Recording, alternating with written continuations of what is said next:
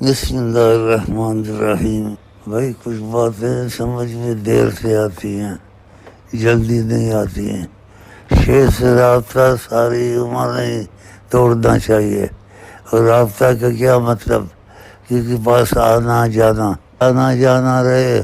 اگر میں دنیا سے پردے میں بھی چلا جاؤں تب بھی آنا جانا میری قبر پر رہے، میری چیزوں کو دیکھتے رہو۔ ادھر شیر صاحب بیٹھتے تھے، ادھر اٹھتے تھے، ادھر ایسے کرتے تھے۔ پھر قبر پر بھی آنا جانا رکھو، اس لیے کہ شیر صاحب سے ہمارا رابطہ ہے، رسول اللہ سے رابطہ ہوتا ہے زیادہ۔ تو جتنے قریب میرے ہوو گے اتنے رسول اللہ کے قریب ہوں گے۔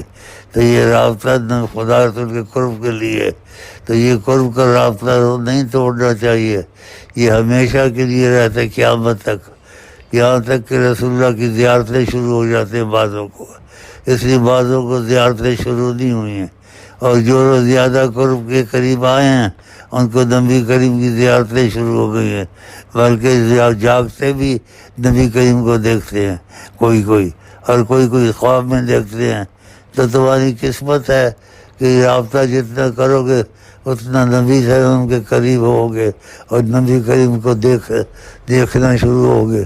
خدا توفیق دے۔ خدا حافظ۔ السلام علیکم۔